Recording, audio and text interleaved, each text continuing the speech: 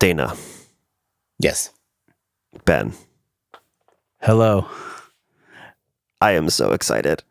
I am so excited to have this trio of weirdos on a call right now because Yes. I'm so excited to talk to well, Ben, I love you. I'm excited to talk to you, but I hope understandably more excited to talk to Dana today. I'm a regular, no. regular person here.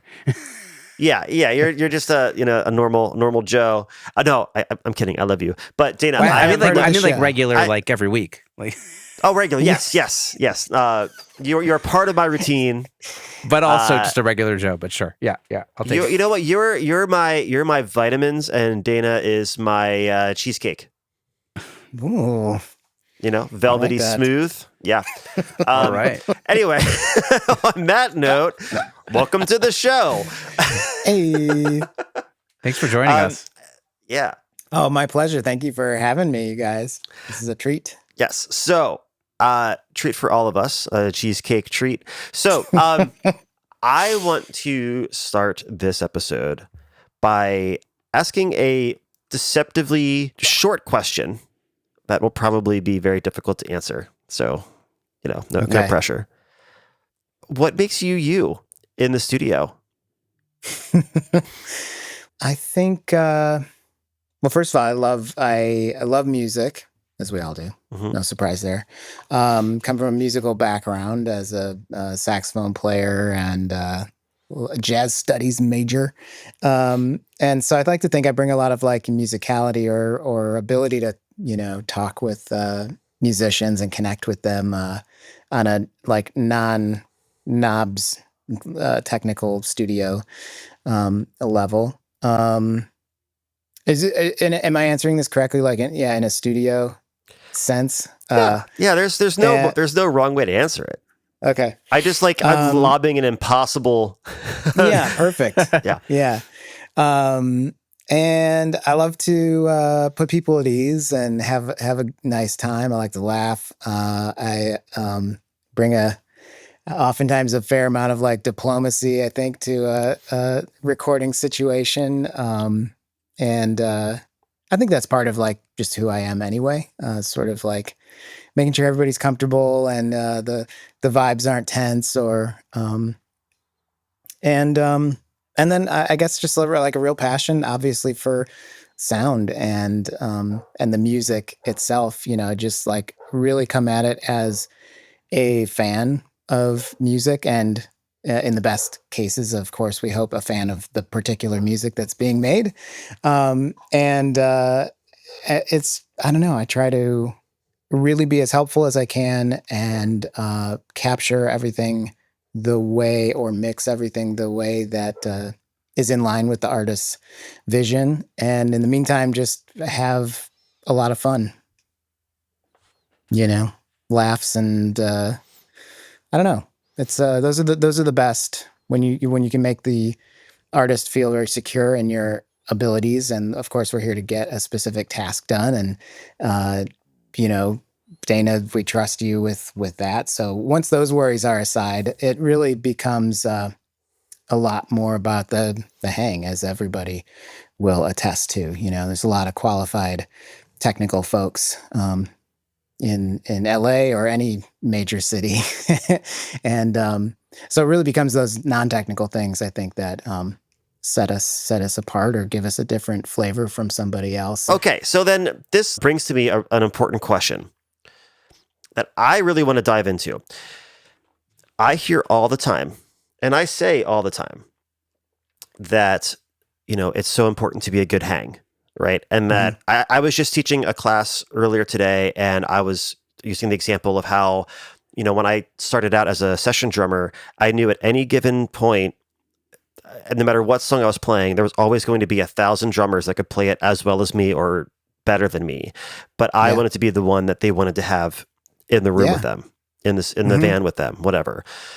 So it's very often talked about how important it is to be a good hang, but it's very rarely talked about what the hell that actually means, and how to make sure you're being a good hang, and how to make sure that you're not being a bad hang, right? So well, I mean, I think that's true. That's a very hard thing to teach. But we all, I think, in our it's kind of like the way we do anything is the way we do everything. It's like you kind of carry who you are with you. From the way you are in a personal situation, is ultimately when you're at your truest hang, bro, is going to be like what comes out in a professional one. But I think also it really takes a lot of nuance in a professional environment to know what kind of hang is appropriate, and to know and be able to feel how that changes over time, over the length of a day, over the length of a week-long or month-long session.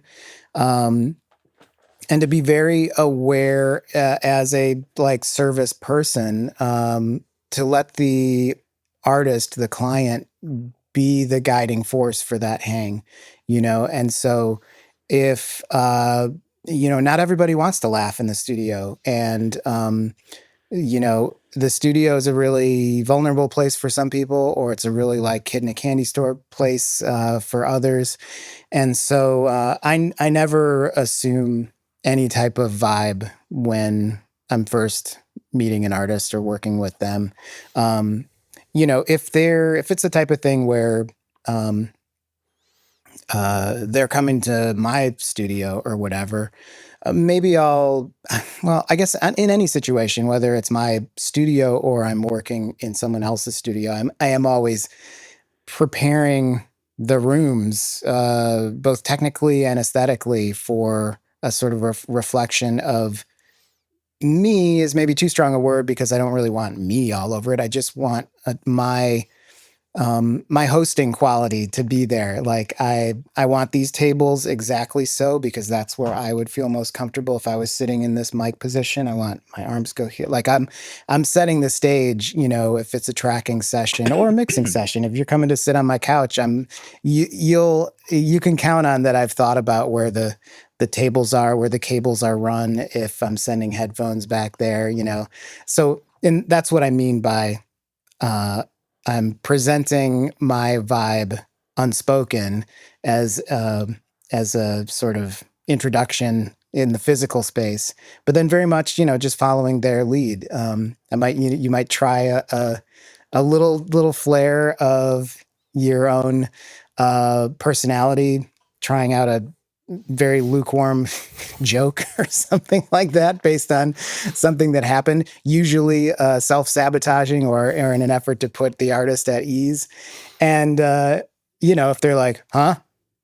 Then you're like, okay, either need to work a little more smoothly on lightening things, or just accept that we are business today, Yeah. And so those people who are strictly business, if you can keep your game, businessy and tight and efficient and professional and no frills and don't talk too much and just deliver the goods, then you're going to be their favorite hang, even if that's not your default hang status. So I think just rolling with the vibe that's being brought by the client, legitimately so. If you can really embody that and respect that and find your place in that, that's always going to be a winner. I love that.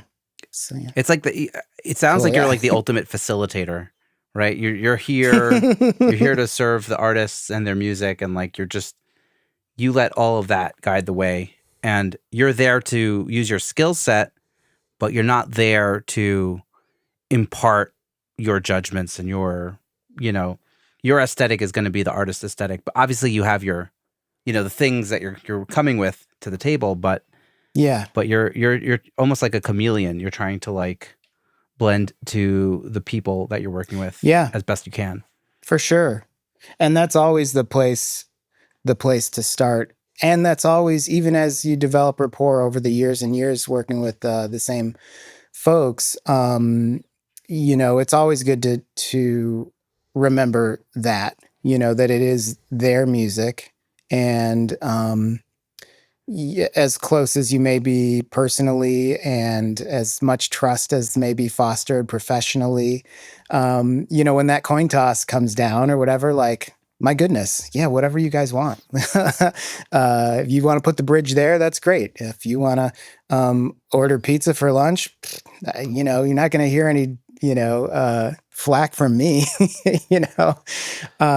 So yeah, it's always, I love establishing great connections with people in the studio and out of the studio, but I'm very aware of, what the roles are professionally, and I'm always wanting to make sure I'm bringing a lot of value to them, on a cost basis, like just so I think that keeps things a little bit in focus, of course, in spite of, not in spite of, but in addition to all the great times, I'm here to offer them a service, and I want to make sure that is, exactly what they're looking for.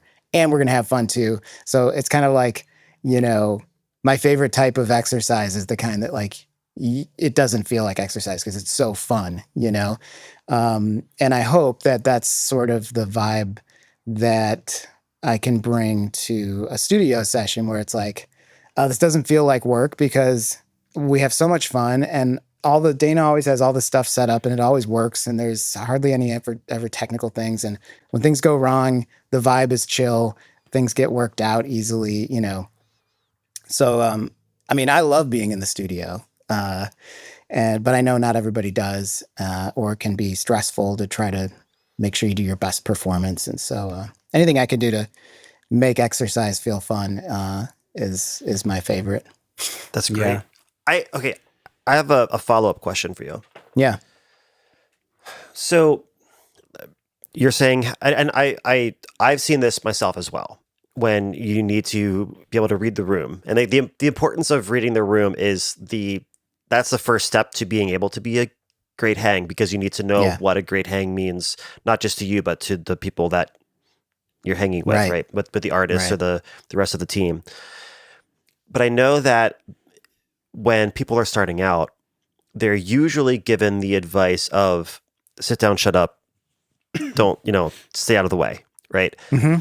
And you have... It's great advice. Which is, yes, right.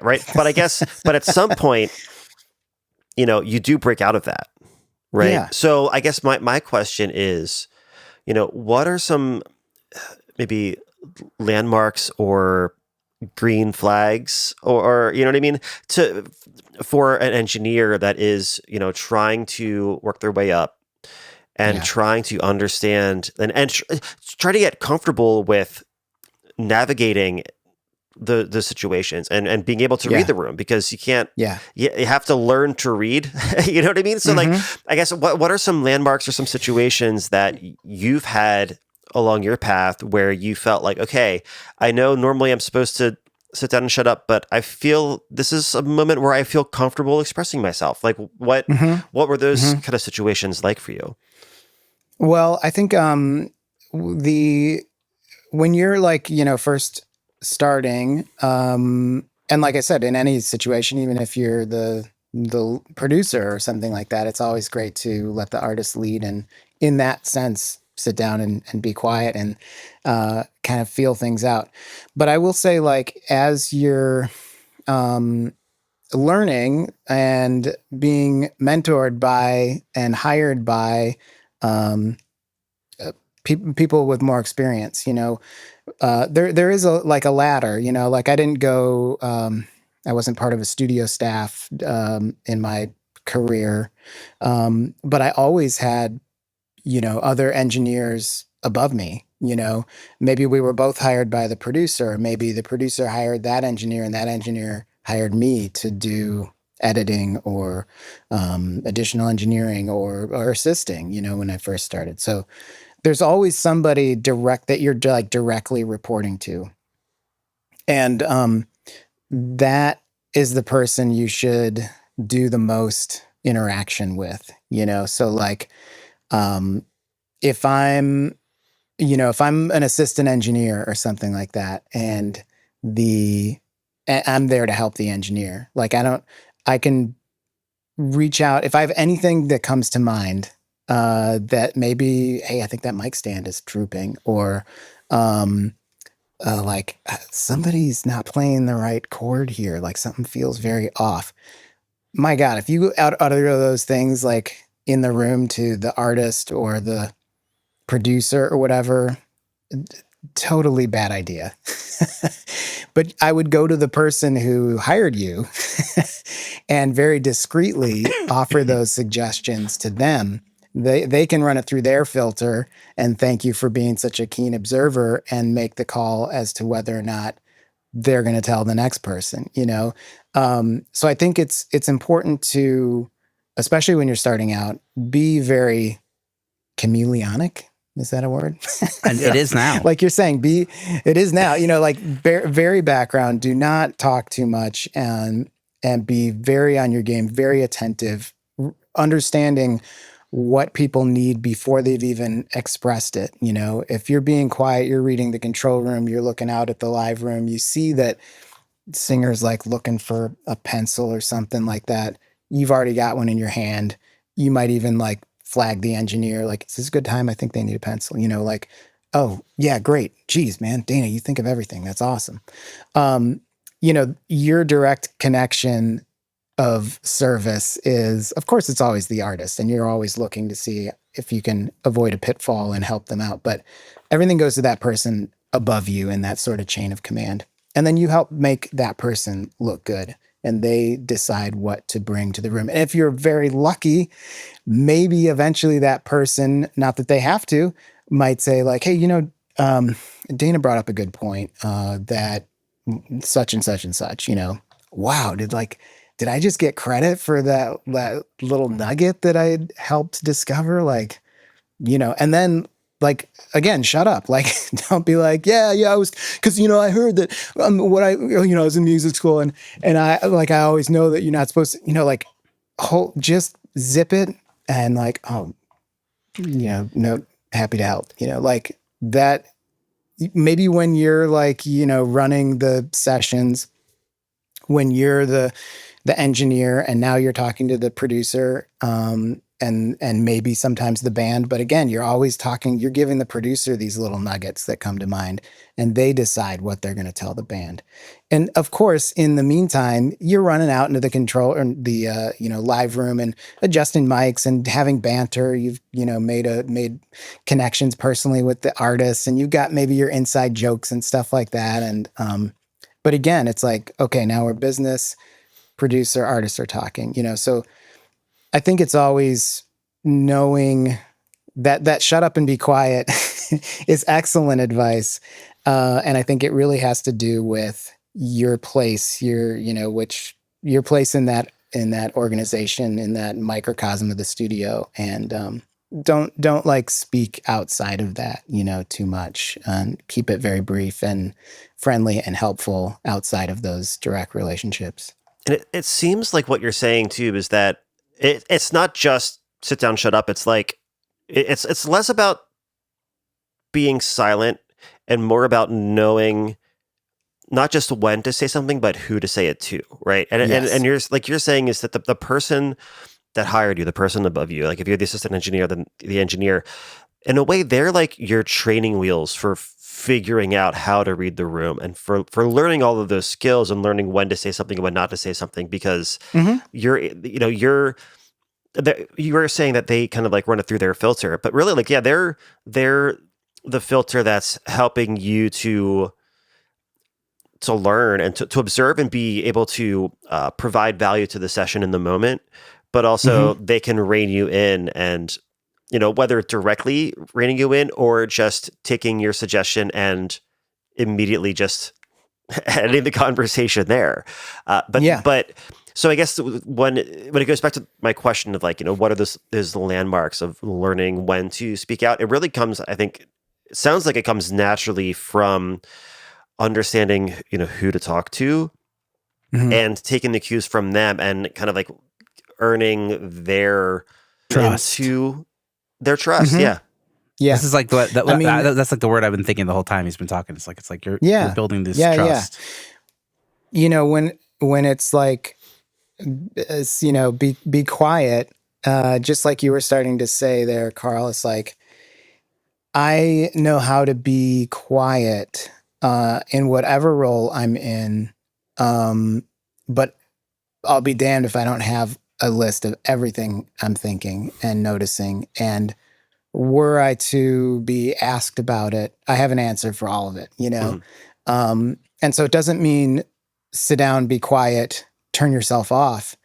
It's be aware of everything and everybody so that you don't miss a beat. You know, when somebody asks, can you do this? You're not like, okay, what's going on? You know, like you're already 1 foot out the door because you've anticipated this already because you have time to, you have the eyes to. These other people are busy looking at knobs or having discussions about creative, you know, stuff. And you can be there and be there. You know, it's almost like when you said, they're your training wheels, my instinct was like, you're their training wheels. Not that they need training, but you're there to like, when the ship starts to like, you know, the bike starts to kind of wobble, like, I don't know, I got you. I saw it happen. I'm on it, you know, like. I would say that then it's almost like you're their, like, I don't know what they're called. Like when you go bumper bowling. Yeah. You just have to keep it out of the gutter. The bumpers. Yeah. And, you know, never would you want to, you know, frame it like that to them, you know, per se. But if you, there again, kind of like the vibe, if you can keep them out of the gutter in the most effortless, quiet, helpful, kind way, they're going to want you at every session, you know, because it makes them look good and you're not looking to look good outside of maybe to them, you know. That's a real misstep, you know, if you're an assistant or an engineer, there's like, you know, 1 or 2 layers of personnel above you and you're trying to be the kind of the star or get too much attention or talking too much, you know, it's like people won't, even if you're funny legitimately or whatever, it's like, we don't need that in here, you know, who are you again? You know, like that'll get you edged out real fast, even if you are really technically good, you know, we'll never know because you're a nice guy or gal, but like, it's just, we're trying to have a conversation here, you know, the producer and the artist or, you know, whatever, like it's just too distracting, you know? So yeah, just know who you're helping and be the best, most mind readerly, helper to that person as you can. And people want you to stick around.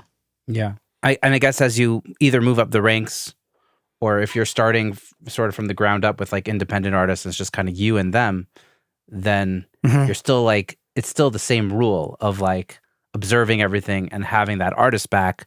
It's just now the chain of command is that the artist is the person you're reporting to, right? Right. Yeah. Yep. That's it. I mean, and you have obviously now there's more leeway for, you know, for conversation or deciding when to talk or whatever, that is now completely your own, but that's it. Then now it's again, now you're directly with the artist and you're letting them, making sure that if it's just you and them, like you're their entire support.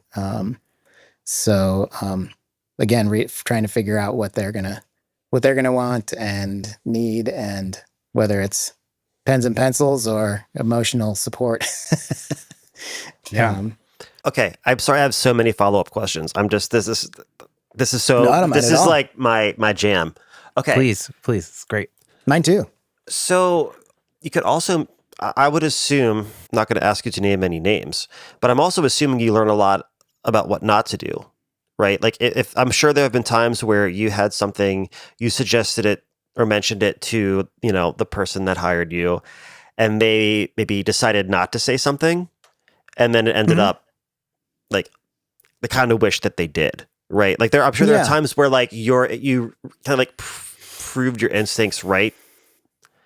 I don't know if I'm saying that the right way or like kind of teeing that up the right way, but I'm assuming there's also opportunities, like if you are staying very vigilant and observant and watching and trying to see, not just reading the mind of the engineer, but trying to read the mind of the people that the engineer's trying to read. Yeah. You can learn a lot from their missteps as well, right? So I mean, that's part of like the list that I've always got in my head, like I mentioned, having a response to everything, not being asked and not sharing, but knowing, there's all kinds of times where, whether it's the artist making a call, no, I really want to sing this note, I'll be like, no problem. Yep. Here we go. But in my head, I'm like, ooh, that's weird. Or if it's like, an engineer or a producer being like offering weird advice or not being cool or going down a tangent that seems odd to me. I mean, that happens all the time, but depending on my role in that situation, this is their creative time to try those things. And like I mentioned with the list, like I definitely, I wouldn't do that. I wouldn't do that, like, but I'm never going to, share that stuff. I might, if it really seems like someone's gone out on a creative limb and is really trying something that seems off. Let's say I'm engineering and the artist wants to try something, or the producer wants to try this new beat or chords or something like that, and they're going at it, and all the while, as we all do. I'm not saying I'm special because I have these ideas that I think how it should go. Like, this is all of our minds, how they kind of work. But in the effort to be playing my role, of course, yeah, let's roll this. I'm seeing how it goes and how it plays out. And one of two things will happen. Either it'll be some awesome eventual breakthrough that maybe the initial idea was harmonically strange, but then the artist figured that out in their own time and turned it into this other thing that never would have happened unless the first thing was suggested. And then we're out, now we're, on a roll. And good thing I didn't mention anything because, here we are.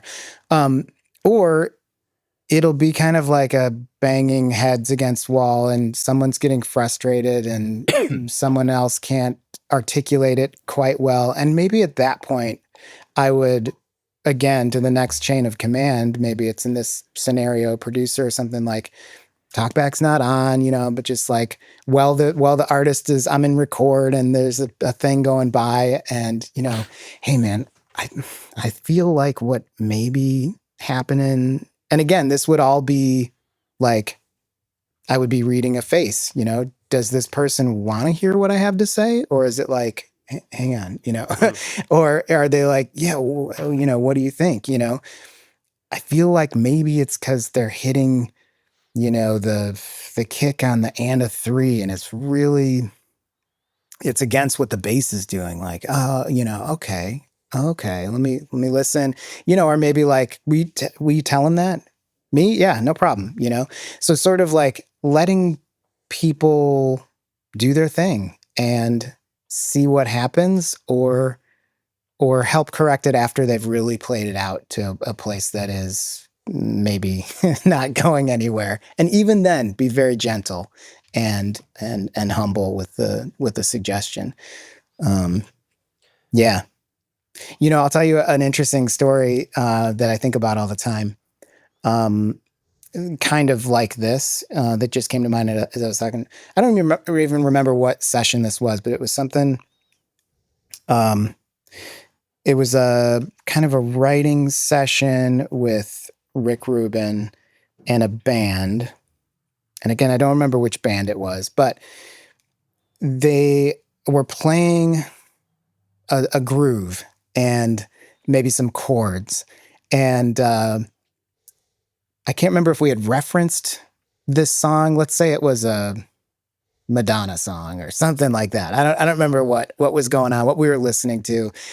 all that to say, it doesn't really matter. But what was happening is we're recording this stuff, and I'm noticing that like the band's out there playing this beat, and it's like the same tempo, the same chords, the same beat as some other song, you know? And so I'm letting it go, but man, it's like, do they not hear this? Does Rick not hear this? You know? And so at some point, just like in this past, you know, example I was saying, you know, I'm like, hey, I'm sure you know this or they know it, but like, this is kind of the same chords and tempo and everything as such and such song, whatever. And it was really surprising and interesting. You know, he wasn't like, oh, you're right. You know, like it was not a problem at all. He was like, it's cool. Just let them, you know, let them do their thing. And wasn't worried at all. He's like, that's all right. You know?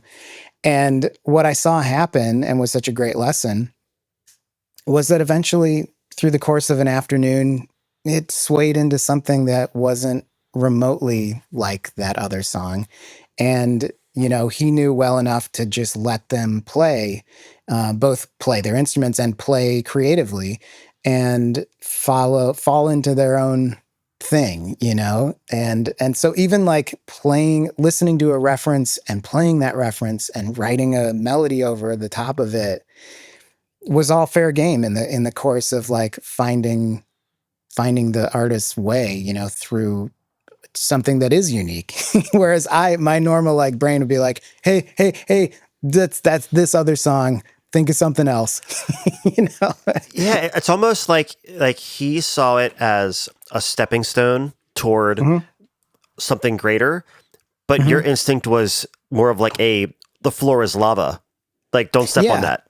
Yeah. Right, kind of thing. Right. Don't even get attached to this idea because it's something someone else is already, you know, like, so that was a really, really interesting, and that happened years and years and years ago, you know, but has always stuck with me, you know. That's in the to answer more of the earlier question we've been talking about, like when to speak and when not to speak. Don't ever tell anyone other, if at all, anyone other than your direct chain of command that like this kind of sounds like this other song, you know, like never let an artist hear you say that, you know, like that is a vibe killer in the worst. So I would definitely, as a young, you know, assistant, maybe tell the engineer, like, is it just me or does this sound exactly like blah, blah, blah, you know? And then they're going to be like, it does. I know. Just leave it alone, you know? Or they'll be like, oh man, you're right. And then maybe an hour later, they might be like to the next person in command, like, you know, this kind of, just throwing it out and just kind of sounds like blah, blah, blah. And then they'll make that call, you know? Yeah. Even if it goes all the way to, you know, the producer or whatever, to then share. If I were producing, again, learned from that instance with Rick, you know, I don't think I would tell the artist until maybe a day or two later.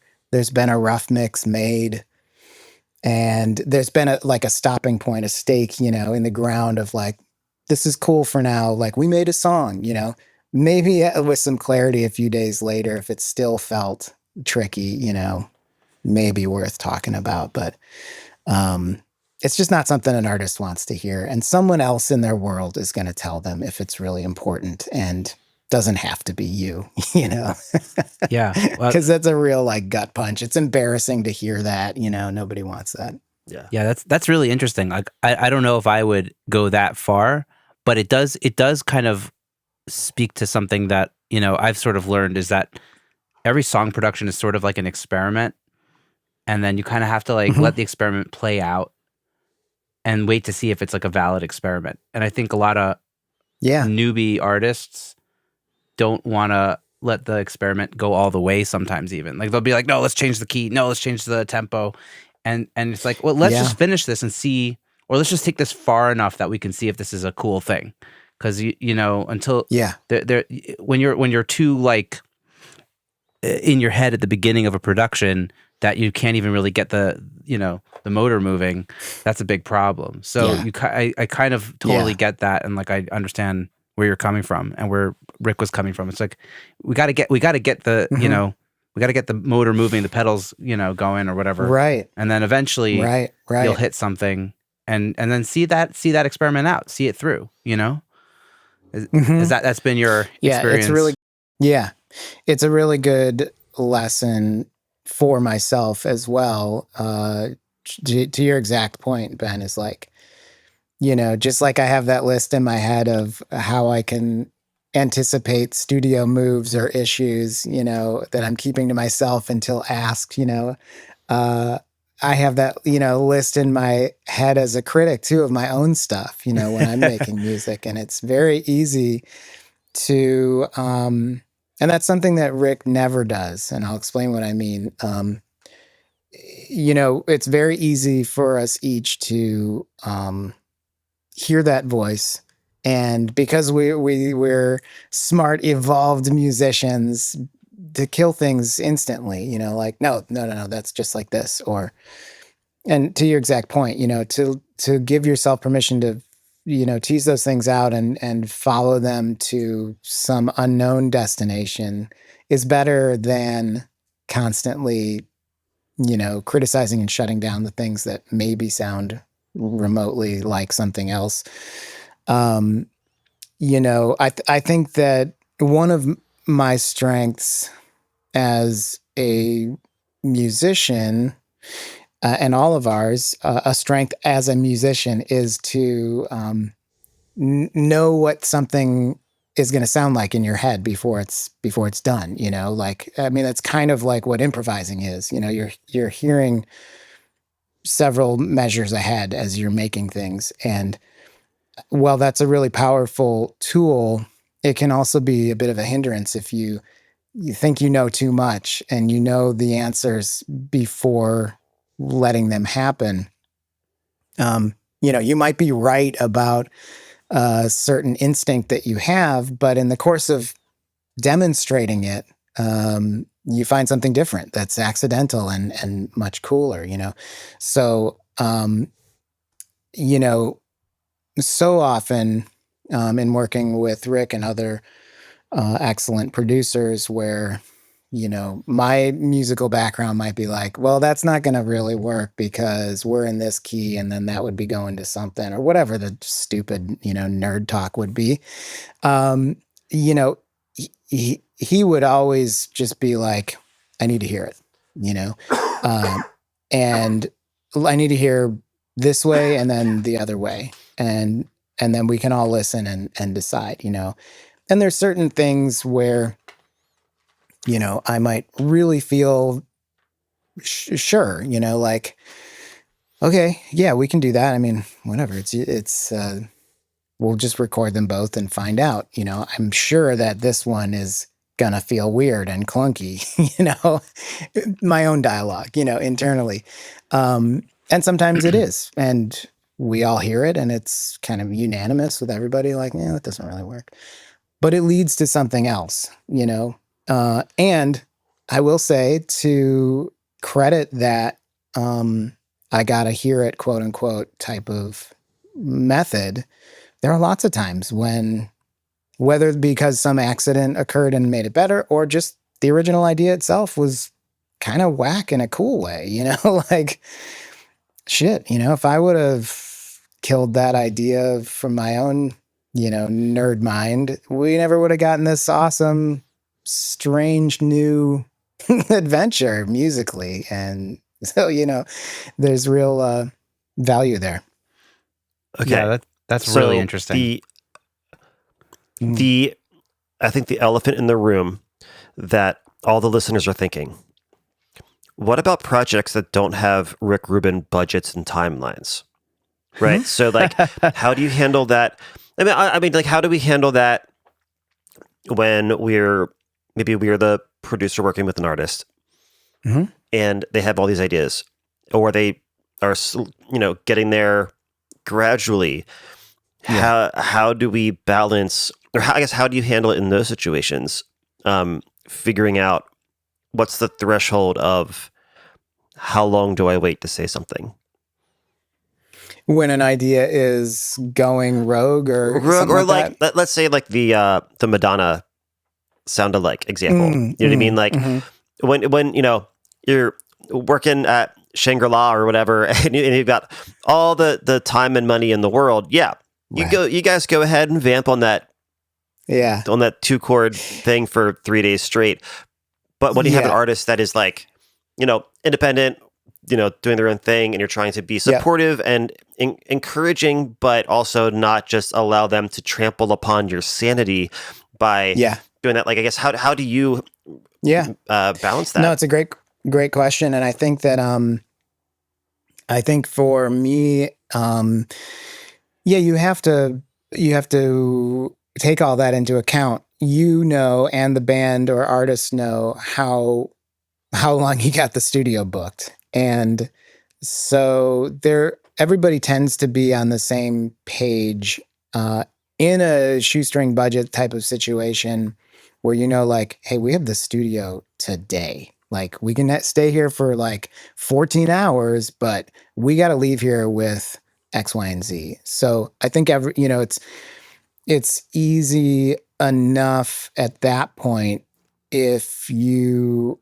are behind schedule and someone wants to vamp forever on a song, I was already playing on the radio right now, to be like, hey, look, we've got this. I record everything. It's marked. It is very cool. Let's try this. Like, we got to move it along because we have 3 songs to do today and we're still kind of playing around on this one idea. And because everybody knows, and because the artist is likely paying the bill personally on a session like that, they'll appreciate that,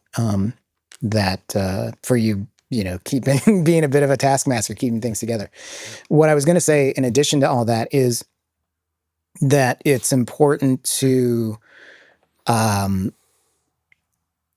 of frame, if you're producing a session, a group of songs, maybe you're trying to make an EP or something like that, and to understand where in the timeline of a project it is. Are you coming in cold and the artist needs to write this material? They've proven themselves on some previous project and you're interested in working together to see if you can capture that type of magic again, but there is no magic yet and you need to find songs and create stuff. Like, that's a different scenario on a budget than an artist who has 3 songs that you've heard and think are phenomenal. You just need to make cool records of those songs. Then you can hop into a studio and try a few things out, but you have a clear path. So all that to say, if somebody wants to vamp on chords and experiment, and those chords are already, very familiar, and like, these are things that should be done in a much more cost-effective pre-production writing studio, probably someone's home, where you can just let things run and be creative. It's much more time consuming to write than to record and make an awesome recording of an already vetted amazing song. So I think that that's just kind of the non-music part of producing that's much less glamorous and much less talked about, is the more time management, money management, expectation management, planning, and figuring out how to get those things done.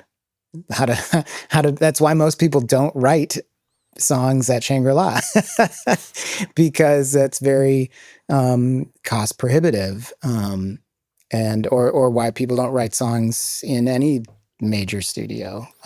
Those that do are usually really established artists who have plenty of leeway in their budget, that they're either self-funding or will certainly they feel confident will recoup, and this makes sense to be, at this place where we feel our most creative. But of course, most people are not working like that, and should do that sort of pre-production with or without a producer on their own in a very affordable way. Yeah. So it's kind of like pre-production. That's it, And when you're in the studio, then it's go time, and everybody should know what's happening. Yep. Yeah, and especially if you're really watching the clock and the wallet. Yeah.